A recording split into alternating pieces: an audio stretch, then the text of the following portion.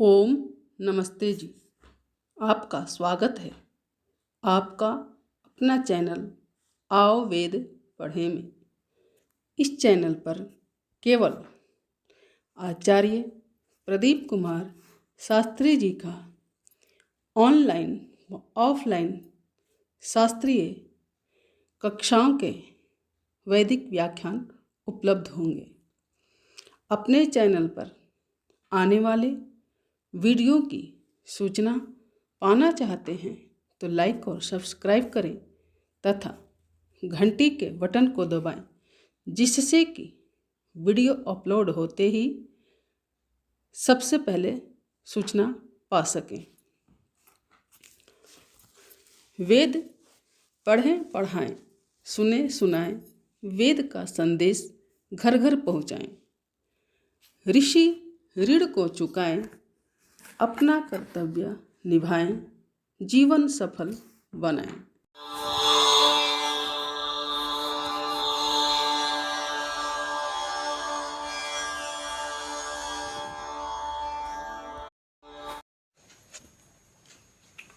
ओम सहना भवतु सहनो भुनक्तु सह वीर्यं करवावहै तेजस्विनावधीतमस्तु मा विद्विषावहै। ओम शांति शांति शांति।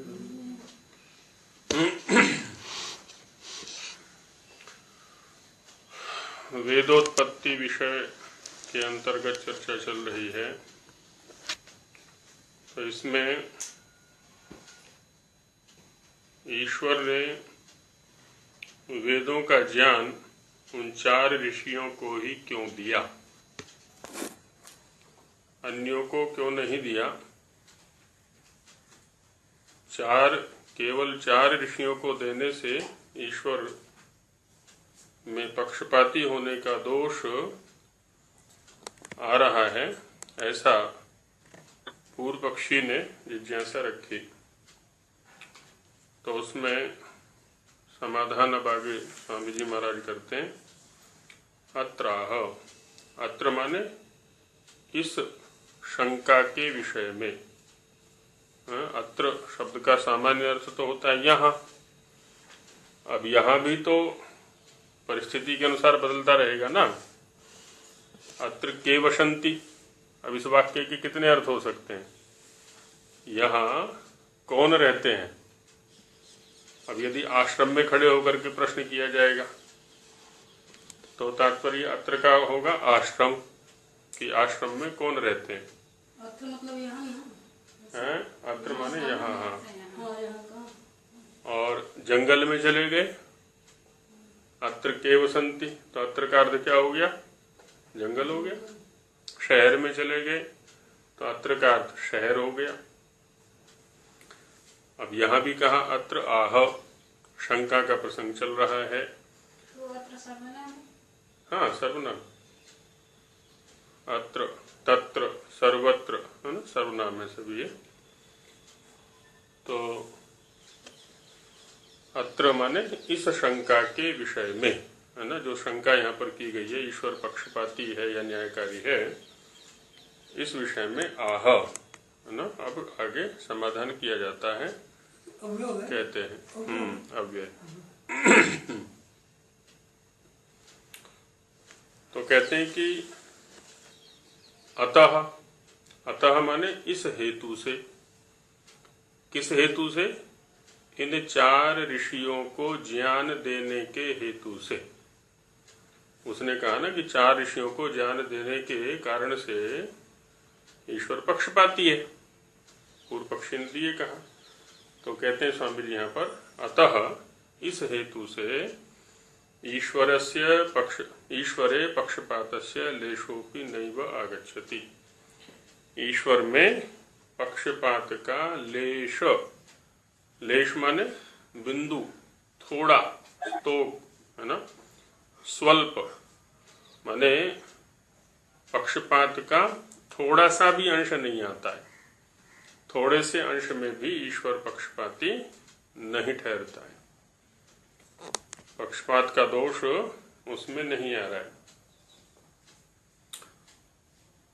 किंतु अनेन, अनेन माने इस व्यवहार से, तृतीया का एक वचन है ना। किंतु अनेन माने इस व्यवहार से। किस व्यवहार से? इन 4 ऋषियों को वेद ज्ञान देने रूप व्यवहार से तस्य न्यायकारिणः परमात्मनः, उस न्याय करने के स्वभाव वाले परमात्मा का सम्यक् न्यायः प्रकाशितो भवति न। सम्यक माने उचित, सही दिशा में किया जाने वाला जो न्याय है। न्याय शब्द भी जो है ना 2 प्रकार का आता है। एक तो न्याय शब्द का अर्थ होता है उचित, और एक न्याय शब्द का काम चलाऊ भी अर्थ होता है। काम चलाऊ है ना, जो काम चलाऊ होता है वो उचित भी हो ये आवश्यक नहीं है। जो काम चलाऊ होता है वो उचित भी हो ये आवश्यक नहीं है। झगड़ा हो रहा था 2 व्यक्तियों के बीच में, उचित अथवा अनुचित ढंग से उनमें शांति हो गई, आवश्यक नहीं है वहां पर उचित पक्ष ही हो उनकी शांति के लिए। जैसे भी है तात्कालिक शांति होनी चाहिए, बाद में उचित अनुचित को देख लेंगे। न्यायाधीश ने 2 भाइयों का भूमि संबंधी झगड़ा चल रहा था, कोई न्याय सुना दिया, निर्णय सुना दिया। कल को वैसा ही मिलता जुलता एक और विवाद आ गया, कल को माने 1-2 महीने बाद। तो वहां पर क्या हुआ कि भाई ये भी विवाद उससे मिलता जुलता ही है, ऐसा करते हैं जो निर्णय वहां दिया था वही निर्णय यहां भी दे देते हैं, तो इन दोनों की शांति हो जाएगी। ये होता है व्यावहारिक न्याय, व्यवहार चलना चाहिए बस। और एक होता है उचित। उचित में क्या होता है, इसमें लेश मात्र भी अनुचित नहीं है। तो व्याकरण में न्याय शब्द 2 प्रकार का है। तो ईश्वर के प्रसंग में जो न्याय शब्द है वो है उचित अर्थ में, यथोचित है ना, जैसा होना चाहिए ठीक वैसा ही, एक बिंदु भी इधर से उधर नहीं। तो वही कह रहे हैं स्वामी जी महाराज कि इस व्यवहार से, अर्थात इन 4 ऋषियों को वेद ज्ञान देने रूपी व्यवहार से, तो उस न्यायकारी परमात्मा का सम्यक न्याय प्रकाशित हो रहा है। न्याय, हाँ, उसको बल देने के लिए और सम्यक शब्द का प्रयोग कर दिया है।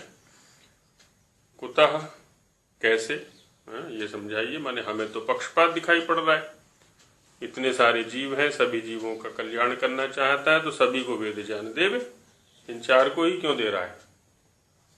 तो इसलिए कुतः प्रश्न किया कि कैसे।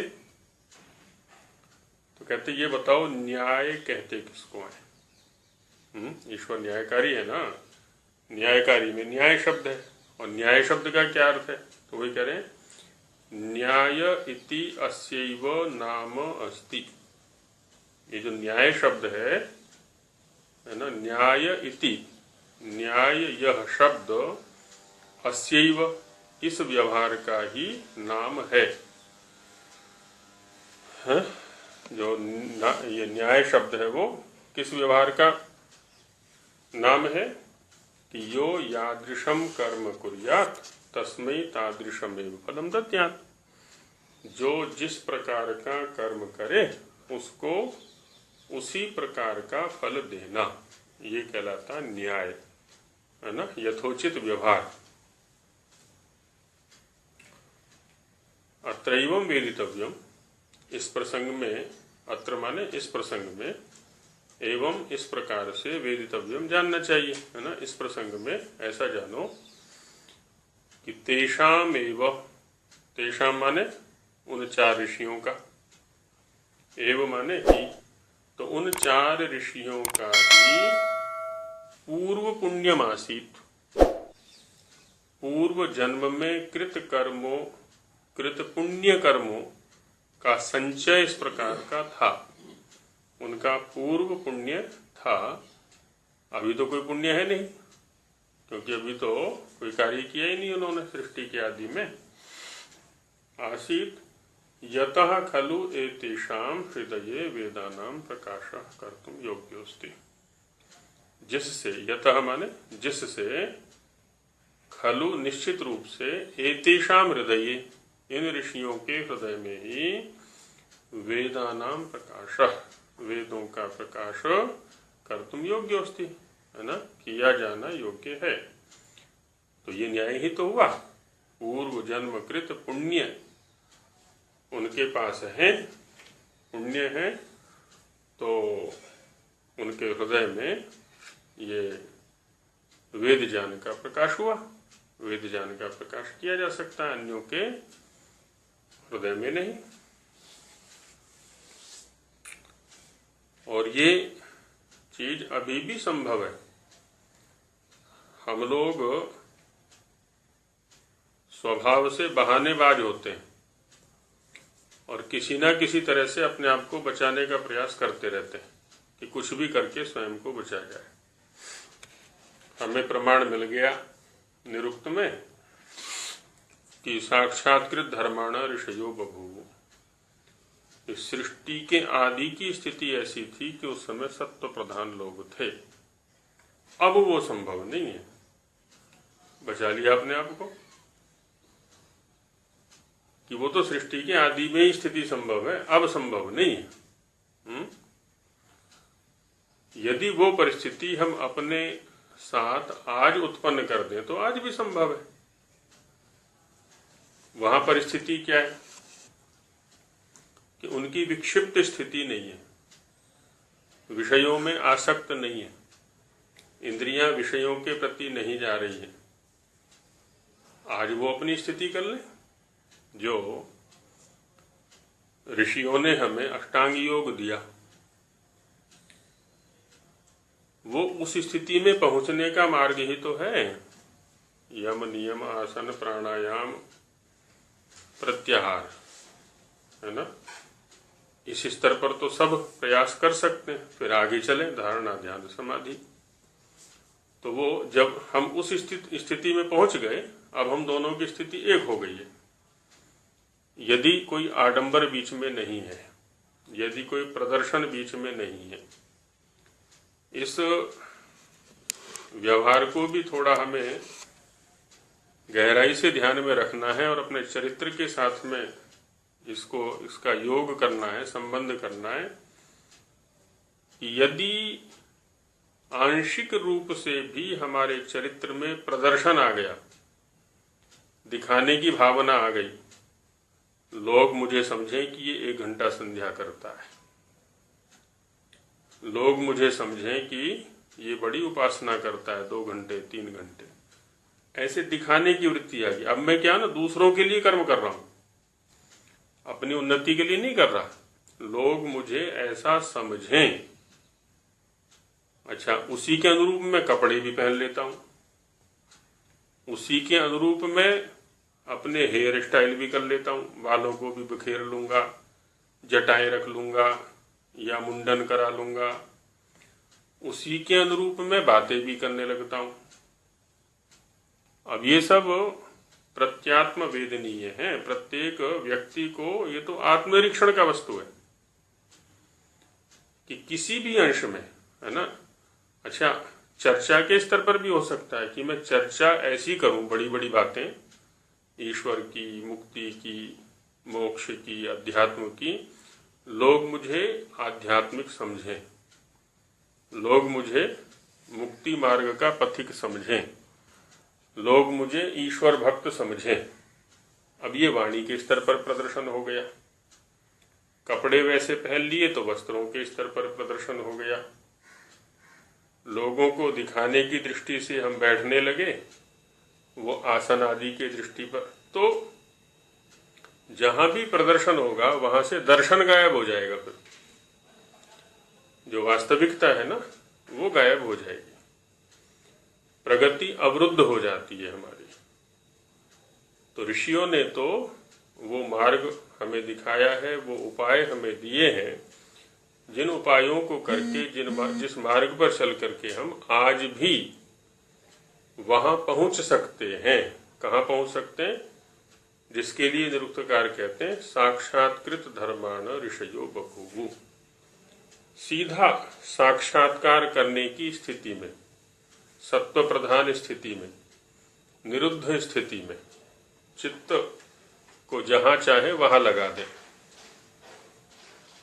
बस वो वही दिखाएगा और कुछ नहीं दिखाएगा, जो हम चाहेंगे वही दिखाएगा।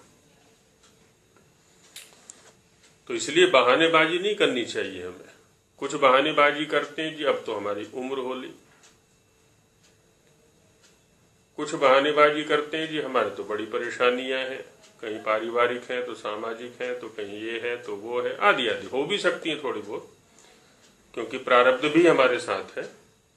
लेकिन वर्तमान पुरुषार्थ को इतना प्रबल कर दें हम कि जो प्रारब्ध है ना वो कहीं कोने में खड़ा हो जाए जाकर के, तो सब संभव है। तन्मे मनः शिव संकल्पमस्तु, संकल्प में बहुत बड़ी शक्ति होती है।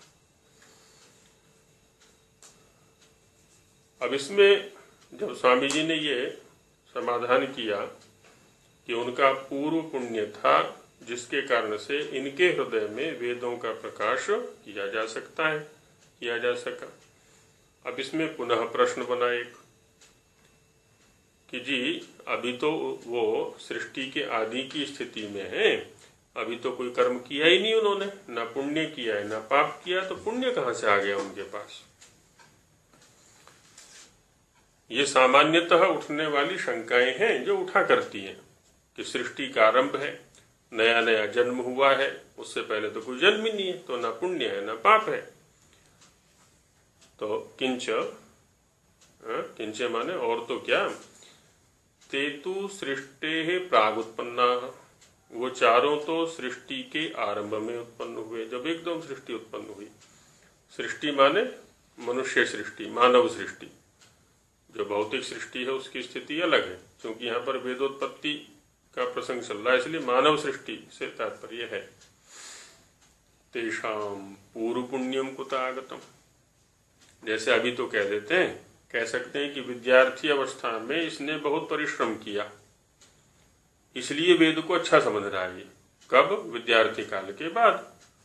तो ये पूर्व पुण्य हो गया उसका, है ना। तो यहां तो ऐसी कोई स्थिति नहीं है,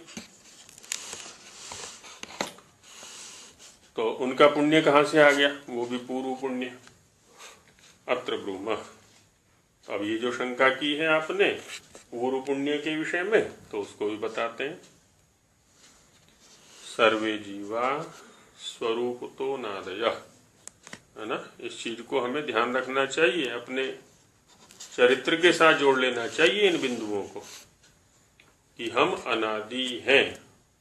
यदि हम अनादि हैं तो हम बूढ़े कैसे हो सकते हैं, फिर जवान कैसे हो सकते हैं, बच्चे कैसे हो सकते हैं? हम, है ना, जीव, ये तो शरीर की विकृतियां हैं, ये चलती रहती हैं शरीर के साथ में।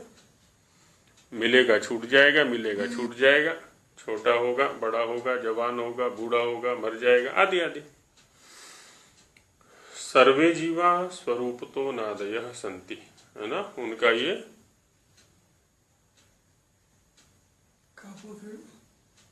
अत्र ब्रूमः सर्वे जीवा स्वरूपतो नादयः सन्ति, सारे के सारे जीव स्वरूप से अनादि हैं।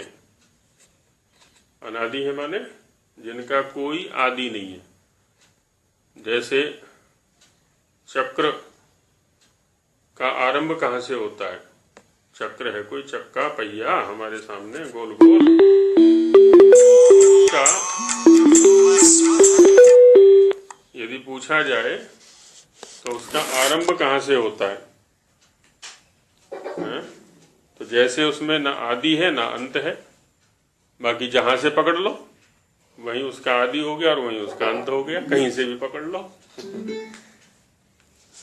स्वरूपतः वो अनादि है, अनंत है माने गोलाई में, बाकी तो उसकी अपनी सीमाएं हैं, अपनी मर्यादाएं हैं, अपने सब कुछ है।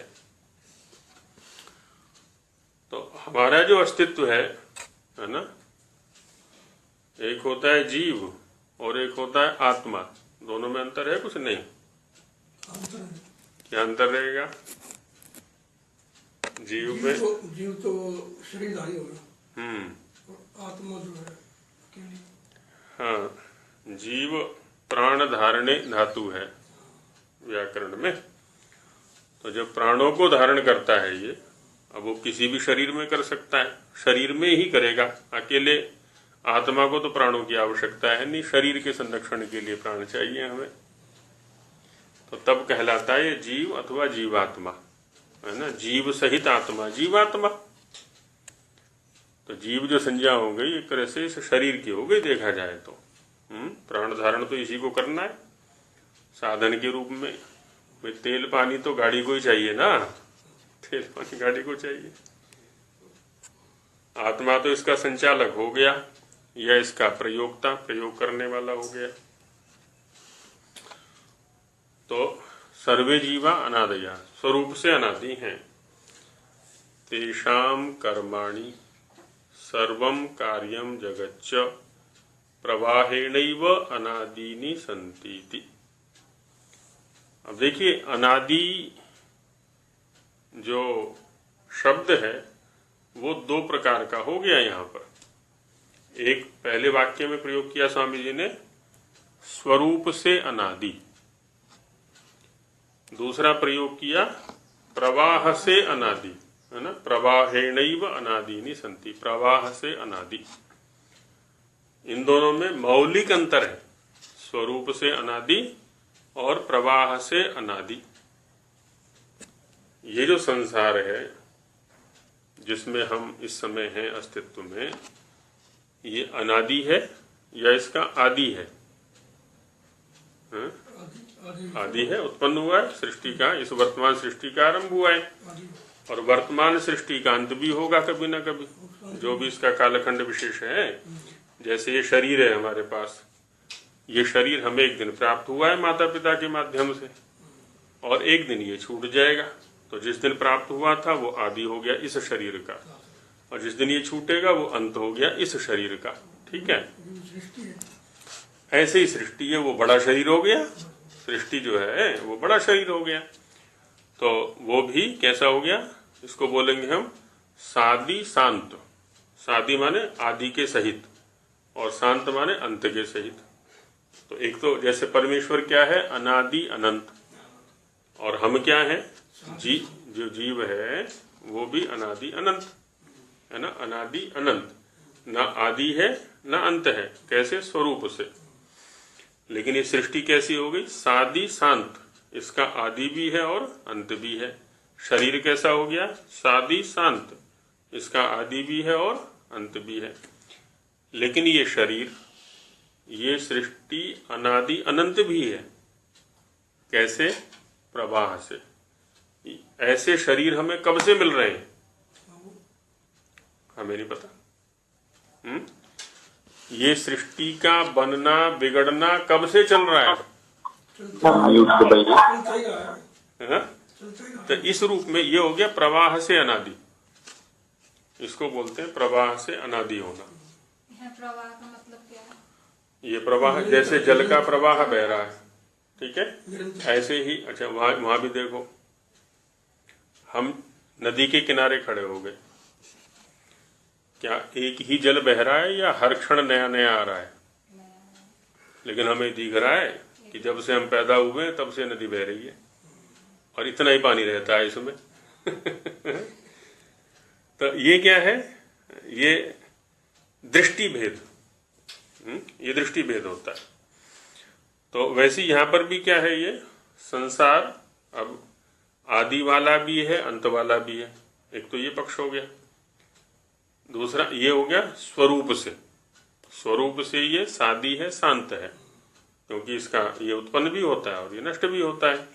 तो जो भी चीज उत्पन्न होती है, नष्ट होती है, वो आदि वाली है और अंत वाली है। लेकिन प्रवाह से कैसी हो गई? अनादि अनंत, क्योंकि पता नहीं कब से उत्पन्न होना, बनना बिगड़ना, बनना बिगड़ना कब से चल रहा है। सकते और कब तक चलेगा ये भी कोई निश्चित नहीं है ना। इन शरीरों को प्राप्त करना जीव के लिए कब से चल रहा है और कब तक चलेगा कोई पता नहीं है। तो इस तरह से ये प्रवाह से अनादि, स्वरूप से सादी, और जो आत्मा है या परमात्मा है वो स्वरूप से अनादि है और अनंत है, ना उसका आदि है ना अंत है। तो ऐसे स्वरूप से किसी गुण का होना और प्रवाह से होना दोनों में अंतर है ये इस प्रकार से। तो किसको बता रहे हैं स्वामी जी प्रवाह से अनादि? तेषाम कर्माणि, उन जीवों के कर्म, है ना। एक तो ये लिया कर्म कैसे हैं, प्रवाह से अनादि। क्योंकि होता है क्या है, कोई भी कर्म स्वरूप से तो आदि वाला और अंत वाला है। क्योंकि जब हमने उस कर्म को किया तब वो उत्पन्न हुआ मेरे लिए, और एक दिन माने क्रिया के रूप में देखें तो वो 1 घंटे में या 2 घंटे में, जितना भी उसका काल था उस क्रिया का कर्म करने का, उतने में वो नष्ट हो गया। फिर जैसे भोजन क्रिया मैंने की, कितना लगा, आधा घंटा लगा या 15 मिनट, अलग अलग क्षमताएं हैं सबकी। तो आधे घंटे में क्या हुआ, क्रिया वो समाप्त हो गई। तो वो आदि वाली भी है और अंत वाली भी है। लेकिन मैं भोजन क्रिया कब से कर रहा हूं मुझे नहीं पता। इस रूप में यह अनादि अनंत हो गया। तो कोई भी कर्म, किसी भी कर्म को लेंगे ना, तो ऐसे ही उसका फल भी होगा। फिर फल देके तो वो संपूर्ण ही नष्ट हो गया। कोई कर्म हमने किया ना, जैसे बीज बोने की क्रिया तो हमारी कितनी देर की हुई, 5 मिनट की, आधे घंटे की हुई, जो भी हुई। फिर उसने फल दिया आगे चल के। प्रत्येक बीज का फल देने का समय भी अलग अलग होता है। कोई 1 महीने में देता है, कोई 2 महीने में, कोई 3 महीने में, कोई 1 साल में, कोई 10 साल में, अलग अलग है सबकी जो भी है वो। ऐसी हमारे कर्मों की स्थिति है। तो वे कह रहे हैं कि उनके जो कर्म है वो कैसे हैं, प्रवाह से अनादि। किनके कर्म, जीवों के कर्म। तो और क्या अनादि है, सर्वम कार्यम जगच्च, जितना भी ये कार्य जगत है।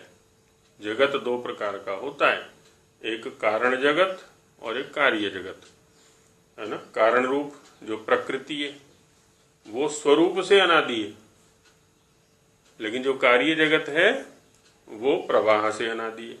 स्वरूप से अनादि नहीं है, प्रवाह से अनादि है। क्योंकि जो प्रकृति, जो मूल है, जो कारण है, वो तो सदा रहेगा, उसका नाश नहीं हुआ करता कभी। तो वही करें कि उन जीवों के कर्म और ये सारा का सारा कार्य जगत, उत्पन्न होने वाला जो जगत है वो प्रवाह से ही अनादि है, प्रवाह से अनादि है। एतेषाम अनादित्वस्य प्रमाणपूर्वकम प्रतिपादनम अग्रे करिष्यते। और इसमें कहते हैं कि ये जीवों के कर्म और ये कार्य जगत प्रवाह से अनादि है, इस विषय को हम यहाँ नहीं खोलेंगे, आगे चल के इसकी प्रमाण पूर्वक चर्चा करेंगे। तो वहीं विस्तार से इस विषय को जानेंगे। अब हिंदी में स्वामी जी महाराज समझा रहे हैं इसी विषय को। प्रश्न, ईश्वर न्यायकारी है व पक्षपाती? उत्तर में कहते हैं कि न्यायकारी। प्रश्न, जब परमेश्वर न्यायकारी है तो सबके हृदयों में वेद का प्रकाश क्यों नहीं किया है? सब जी आचार्य नमस्कार। ये पूछ रहा था मैं, ये जो अग्नि वायु आदित्य अंगिरा जी 4 ऋषि हैं जी। अग्नि का तो अग्नि देवता हो गया, वायु देवता हो गया, ये आदित्य और अंगिरा कौन से देवता है? आपका जो प्रश्न है ना अपने आप में ही संदिग्ध हो गया। आपने एक प्रश्न में 2 प्रश्न मिला दिए। एक तो पहले वाक्य बोला आपने कि अग्नि आदि ऋषि हैं, फिर आपने कह दिया कि अग्नि एक देवता है, वायु एक देवता है, तो ऋषि एक अलग विषय है और देवता एक अलग विषय है। ऋषि एक अलग विषय है, अच्छा जी। देवता एक अलग विषय है। तो इसमें है क्या, हाँ चलिए पहले आपके प्रश्न को आपसे ही स्पष्ट करा लेते हैं। जब आपने कहा कि अग्नि देवता हाँ जी। है, वायु देवता है, तो अग्नि और वायु कौन से देवता हैं आपके अनुसार? अग्नि और वायु कौन से, माने किनको देवता कह रहे हैं आप? अग्नि को ही कहते हैं जो पूजन करते हैं किसी प्रकार का, अग्नि को मान के चलते साक्षात मानते हुए अग्नि देवता हमारा ही। अग्नि माने जैसे चूल्हे की अग्नि है, हवन कुंड की अग्नि है, हाँ जी। आग जिसको बोलते हैं कि नहीं, वैसे ही अग्नि है अपनी जो हवन वगैरह की। हाँ ठीक बात है। और वायु माने जो हमें अनुभव हाँ में आ जी। रही है, जो हम श्वास प्रश्वास ले रहे हैं, छोड़ रहे हाँ हैं, आदि आदि, ये वायु हो गया। तो हाँ जी। इतने स्तर पर देखें हाँ तो जी। आदित्य कहते हैं सूर्य को, हाँ जी। और अंगिरा, कल शायद अच्छा, आप सूर्य को आदित्य अंगिरा कहते हैं प्राण को, जो हमारे अंग, अच्छा, अंगिरा प्राण होता है। हाँ हमारे प्रत्येक अंग में जो बसा हुआ है, इस शरीर को जो सुरक्षित रखता हाँ जी। है ना, उसको कहते हैं अंगिरा। तो ये हो गए जड़ देवता, ठीक है जी। है ना, ये जड़ देवता हो गए। और जो ऋषि है ना, वो अलग है। हाँ जी। ऋषि जो शब्द है, ऋषि अलग हैं। जिस प्रसंग में हाँ हमारी जी। चर्चा चल रही है, यहाँ पर ये चेतन व्यक्ति हैं।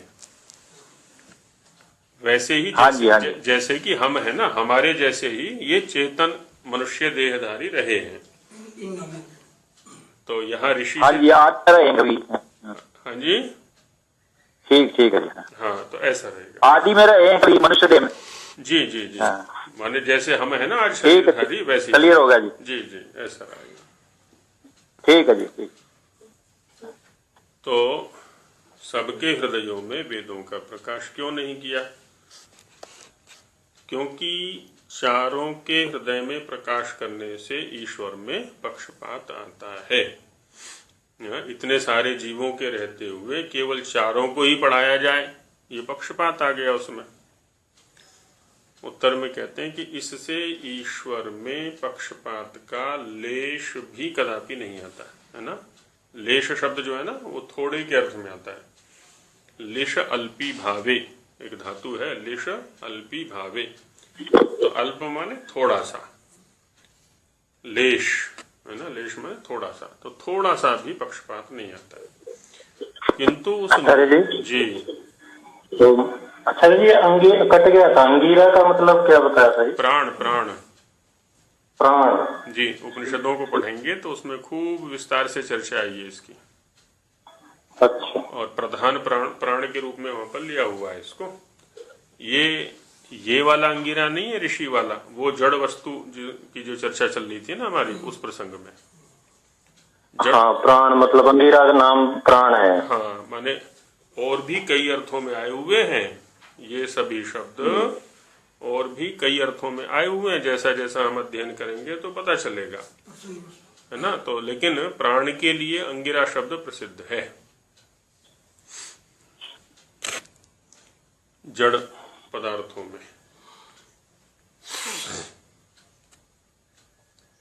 किंतु उस न्यायकारी परमात्मा का साक्षात न्याय ही प्रकाशित होता है कि एकदम न्यायकारी है, एकदम उचित व्यवहार करने वाला है वो। क्योंकि न्याय उसको कहते हैं कि जो जैसा कर्म करे उसको वैसा ही फल दिया जाए, है ना। उससे इधर उधर थोड़ा भी ना किया जाए, एकदम जैसा जितना किया है वैसा उतना उसको फल दिया जाए। अब जानना चाहिए कि उन्हीं चार पुरुषों का ऐसा पूर्व पुण्य था कि उनके हृदयों में वेदों का प्रकाश किया गया। ये जानो, ऐसा ऋषि यहाँ पर कह रहे हैं कि उनको किस लिए दिया चारों वेदों का प्रकाश? क्योंकि उनका ऐसा पूर्व पुण्य था। पुनः प्रश्न करते हैं कि वे चार पुरुष तो सृष्टि के आदि में उत्पन्न हुए थे, उनका पूर्व पुण्य कहाँ से आया? उत्तर में कहा सब जीव स्वरूप से अनादि हैं। यहाँ वैसे जीव शब्द आत्मा के लिए रखना चाहिए। जीव माने जो कहना चाह रहे हैं स्वामी जी, है ना, आत्मा के लिए कह सकते हैं। जीवों के कर्म और स्थूल कार्य जगत ये प्रवाह से अनादि है। जीवों के कर्म भी प्रवाह से अनादि हैं, और ये जो स्थूल व्यावहारिक कार्य जगत है, कार्य माने उत्पन्न होने वाला, कार्य शब्द यहाँ पारिभाषिक है। ये दार्शनिकों के दर्शन जगत में कार्य शब्द का जो प्रयोग होता है ना, वो होता है उत्पन्न होने वाली वस्तु के लिए। कारण जिससे उत्पन्न होता है, कार्य जो उत्पन्न होता है। जैसे मिट्टी से घड़ा उत्पन्न होता है, तो मिट्टी कारण और घट कार्य, घड़ा जो है ना वो कार्य हो गया। तो कार्य जगत माने उत्पन्न होने वाला जगत। इसी को अनित्य भी बोल देते हैं, कार्य के लिए अनित्य शब्द का प्रयोग भी आता है।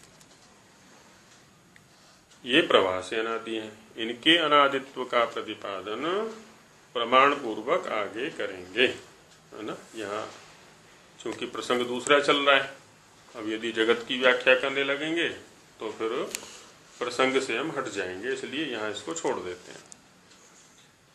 अब वेदों के प्रसंग में ही एक और जिज्ञासा की जाती है कि जो वेद मंत्र हमें उपलब्ध हैं वो छंदों में है। छंद शब्द वैसे तो अनेक अर्थों में आता है। छंद का अर्थ होता है इच्छा। जैसे होता है ना स्वच्छंद, यह व्यक्ति स्वच्छंद है। तो अपनी इच्छा का माने अनियंत्रित इच्छा, अमर्यादित इच्छा। स्वच्छंद और स्वतंत्र में मौलिक अंतर है। एक तो होता है स्वतंत्र ना, स्वतंत्र का मतलब है कि एक मर्यादा में रहते हुए जो कर्तव्य आपको दिया गया उसको करने में स्वतंत्र है। जैसे एक ऑफिस में कोई ड्यूटी दी गई या किसी कंपनी में कोई ड्यूटी दी गई। अब ड्यूटी ऊपर से निर्धारित हुई है कि तुम्हें ये कार्य करना है, बस इससे इधर उधर नहीं जाना है। अब इस कार्य को करने में आप स्वतंत्र है, ये तो हो गया स्वतंत्र। और स्वच्छंद में ये है कि किसी का कोई अनुशासन नहीं है। एक वो गाना आता है ना, वो मैं चाहे ये करूं, मैं चाहे वो करूं, मेरी मर्जी। वो कपड़े फाड़ता है तो ये करता है, तो मैंने जितने उल्टे काम सारे करते। तो वो हो गया स्वच्छंद, वो हानिकर है सभी के लिए। स्वच्छंद में अमर्यादित जीवन जो है ना हानिकर होता है सभी के लिए, व्यक्ति के लिए भी समाज के लिए भी। अच्छा, गायत्री आदि छंद शब्द का प्रयोग किया गया है यहाँ पर। जो पिछला विशेषांक था हमारा वो वैदिक छंदो विशेषांक था, नवंबर जो 2019 में निकला था। तो उसमें छंदों के विषय में खूब लंबी अच्छी विस्तृत चर्चाएं हैं। छंदों का स्वरूप क्या है, वेदार्थ के साथ संबंध क्या, आदि आदि बहुत सारे विषय लिए हुए है ना। वेद को समझने में वैसे तो सहायक सामग्री बहुत सारी है। वेद भाष्यों का अध्ययन यदि कोई करते हो और नहीं करते हैं तो करना चाहिए। घर में नहीं है तो मंगाने चाहिए, अवश्य ही मंगाने चाहिए। क्योंकि ऋषिवर ने कहा है ना, सब आर्यों का परम धर्म है ना। वेद सब सत्य विद्याओं का पुस्तक है। इसका पढ़ना पढ़ाना और सुनना सुनाना सब आर्यों का परम धर्म है। सुबह का वीडियो में देखा था ना, तो हाँ, तो जैसी भी क्षमता है ना, जैसी भी क्षमता है उसके अनुसार हमें अवश्य ही पढ़ने चाहिए। इसमें नागा नहीं करना है, उपेक्षा नहीं करनी है। तो एक तो है वेदांग, वेदों को समझने की सामग्री में वेदांग शिक्षा, कल्प, व्याकरण, निरुक्त, छंद, ज्योतिष 6 वेदांग होते हैं।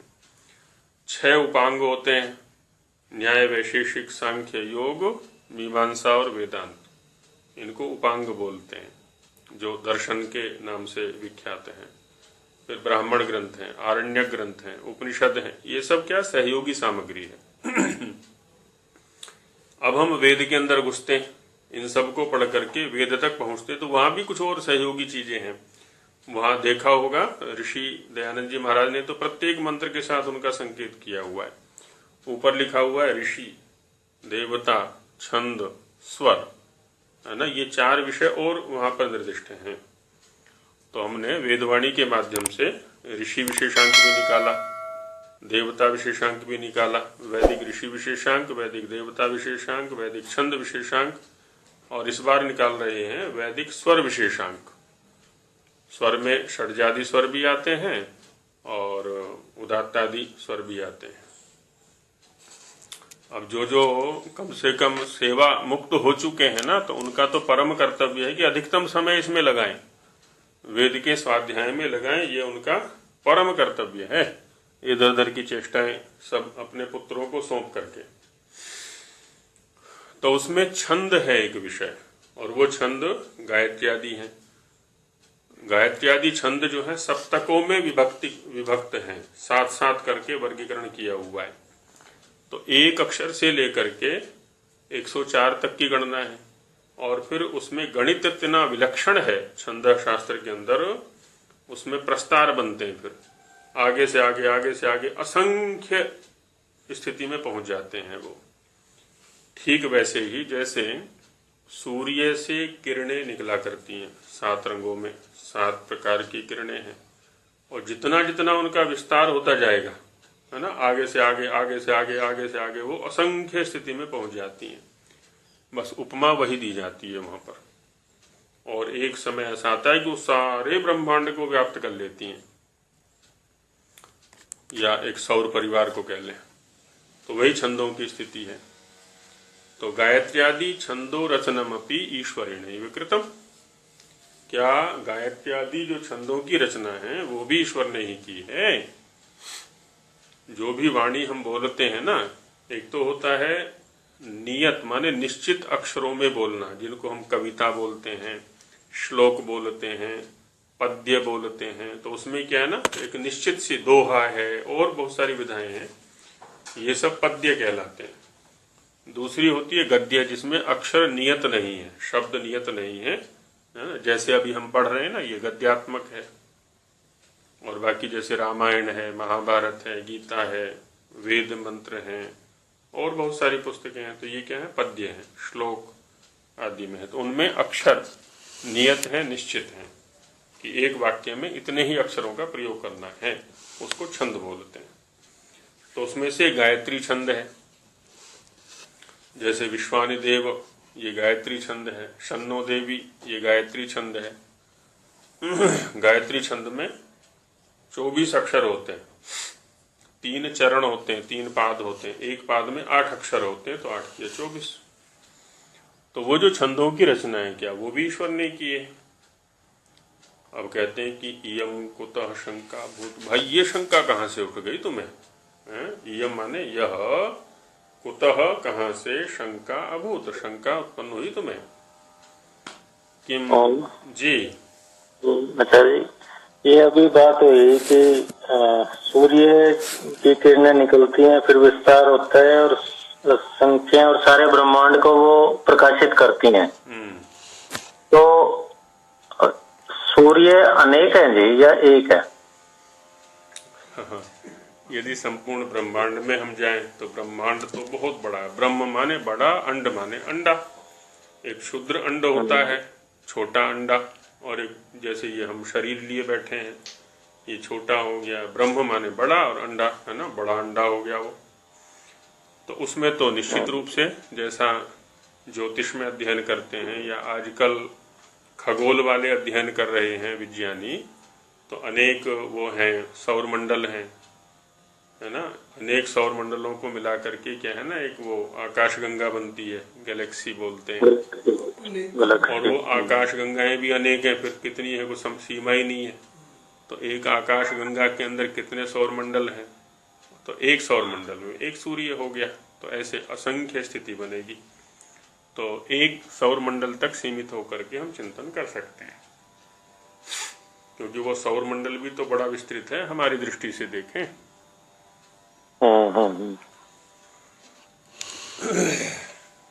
तो इस हिसाब से असंख्य पृथ्वियां होंगी। बिल्कुल बिल्कुल बिल्कुल बिल्कुल है। और इस दृश्य को देखना हो तो प्रातःकाल देखा करें, जब सूर्य क्षितिज पर होता है। 5:30 के आसपास देखें पूर्व दिशा की ओर, तो एकदम वही स्थिति दिखाई पड़ती है। वहां केंद्र है पूर्व दिशा में, पृथ्वी जहां से आरंभ दिखाई पड़ेगी हमें, जो वो बिंदु है मिलने वाला, उसको क्षितिज बोलते हैं। तो उस पर देखेंगे तो वहां तो एकदम बिंदु सा दिखाई पड़ेगा वो जो भी है गोल, और वहां से फिर विस्तार हो रहा है किरणों का, फैल रही, देखते चले जाइए, एकदम धीरे धीरे धीरे धीरे दृष्टि को फैलाते चले जाइए। और वो हाँ, जब वो सूरज निकलता है, यही वही दृश्य जो है ना जी, हाँ, वो जब निकलता है तो ऐसा ही वो फैलती जाती है वो सारी। बस माने निकलता है, माने एक तो चमक वाला है, तब ये अनुभूति नहीं होगी, चमक से पहले। हाँ, चमक से पहले एकदम सौम्य स्थिति है, तब देखें उसको, तब अनुभूति होगी वो। हाँ, और वस्तुतः वही काल है संध्योपासना का, क्योंकि पूर्व दिशा केवल हमें दिन में एक बार मिलती है। हमें मिलती है माने हम पूर्व दिशा की ओर मुख करके दिन में केवल एक बार बैठ सकते हैं। कब? जब सूर्य क्षितिज पर है। भाई जिधर सूर्य है उधर पूर्व है ना, जिधर सूर्य है तो सूर्य तो हमारे मुख के सामने केवल सुबह मिलेगा जब वो क्षितिज पर होगा। बाकी तो सूर्य ऊपर चढ़ चुका है, अब ऊपर की तरफ मुंह करो, फिर पूर्व दिशा ऊपर पहुंच गई। अब जब ये कह रहे ना कि पूर्व दिशा की ओर मुख करके संध्योपासन करें या अग्निहोत्र करें, तो वो तो जो समय है ना वो बस एक ही बार मिलना है, उसके बाद नहीं मिलना। बाद में भले ही उस दिशा की ओर मुंह करके रखें तो पूर्व दिशा में मुंह नहीं है वो, उसको तो पूर्व दिशा एक स्थिर कर दिया गया व्यावहारिक दृष्टि से। हाँ, अब ये बताओ परिभाषा क्या है पूर्व दिशा की? उदय होता है, तो उदय होता है तो उदय वाला बिंदु को पकड़ना है हमें। जैसे कोई बोलता है पूर्व दिशा चेहरे करके बैठना है, वो तो हमेशा उधर ही करके बैठता है, सुबह हो सूर्य तो नहीं मिलने वाला, क्योंकि संबंध देखिए ऋषियों की वैज्ञानिकता को समझे, एक एक शब्द में वैज्ञानिकता है, और उस समय का जो सूर्य है वही लाभप्रद है हमारे लिए, स्वास्थ्य के लिए, स्वास्थ्य की दृष्टि से भी, आध्यात्मिक दृष्टि से भी, है ना। इसलिए वो मैंने समय नहीं बताया, क्योंकि सूर्योदय का समय तो आगे पीछे होगा।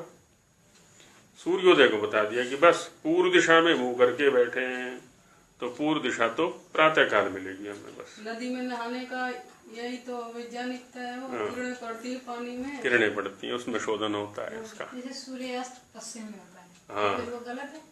नहीं, बात ये हो गई कि हमने क्या है ना फिर दिशाओं को स्थिर कर दिया कि जिधर, अच्छा ये बताओ सूर्योदय नहीं सूर्यास्त पश्चिम में होता है, ये कहा ना वाक्य, या जिधर सूर्यास्त होता है उधर पश्चिम है? हाँ, जहाँ सूर्यास्त होता है वहाँ। तो वाक्य कौन सा ठीक है? पश्चिम में सूर्यास्त होता है ये वाक्य ठीक है, या जिधर सूर्यास्त होता है उधर पश्चिम है ये वाक्य ठीक है? लेकिन व्यावहारिक दृष्टि से दोनों वाक्य ठीक है, क्योंकि अभी हमने क्या किया, प्राय करके हम एक इधर देखते हैं कि सूर्यास्त इधर ही होता है, तो उधर को हमने पश्चिम नाम दे दिया इस दिशा को। वस्तुतः वो दिशा भी बदलेगी, क्योंकि प्रतिदिन स्थिति बदलती है सूर्य की, उदय की भी स्थिति बदलती है और अस्त की भी। और दूसरा क्या है, जैसे जैसे हम देशांतर रेखाओं पर जाएंगे अलग अलग, तो सूर्योदय का काल भी अलग है, सूर्यास्त का काल भी अलग है। ऊपर चढ़ते चले जाएं, पृथ्वी का वो बना हुआ होता है ना ग्लोब, नीचे चले जाएं तो है ना अलग अलग उदय की स्थिति जो है अलग अलग है, और अस्त की भी स्थितियां अलग अलग बनेंगी। तो प्रत्येक देशांतर पर जाएंगे तो क्या होगा, पश्चिम दिशा बदलेगी कि नहीं बदलेगी?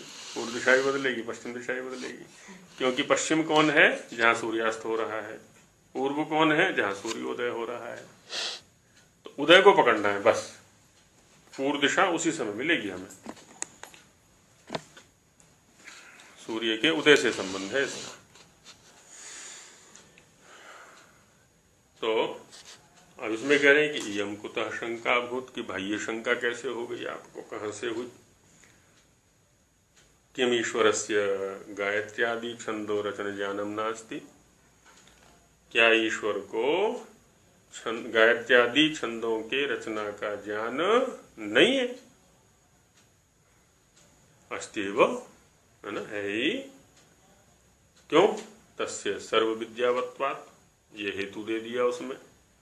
तस्य माने ईश्वरस्य, वो जो ईश्वर है वो कैसा है? सर्व विद्या वाला, कोई भी विद्या ऐसी नहीं है जो ईश्वर के पास ना हो। हम तो अल्प विद्या वाले हैं, हर विद्या को प्राप्त करने के लिए प्रयास करना पड़ता है, और वो प्रयास भी हमारा स्वल्प ही रहता है। इसीलिए तो उत्तरोत्तर प्रगति होती है, आगे आने वाले और प्रगति करते हैं और प्रगति करते हैं, और जो जितना परिश्रम कर लेगा वो उतनी प्रगति कर लेगा, करता है। अब चूंकि ईश्वर सर्व विद्या वाला है, इसलिए क्या है, अतो निर्मूला सा शंकास्ति, इसलिए तुम्हारी जो शंका है वो निर्मूल है, निराधार है, उसका कोई मूल नहीं है, कोई आधार नहीं है, है ना। क्योंकि सभी प्रकार का ज्ञान ईश्वर के पास है, तो छंदों की रचना का ज्ञान भी उसके पास निश्चित रूप से है।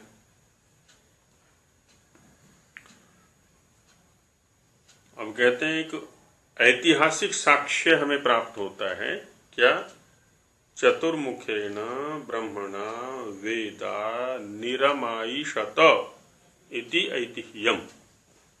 ऐतिह्यम माने इतिहास। इतिहास किसको कहते हैं, इतिहास, तीन शब्द हैं, ये तीन अव्यय से मिलकर के एक शब्द बना है। इति एक है, दूसरा ह और तीसरा आस। इतिहास, इति माने इस प्रकार से, ह माने निश्चित रूप से, आस माने था, इति इस प्रकार, इस प्रकार, ह निश्चित रूप से,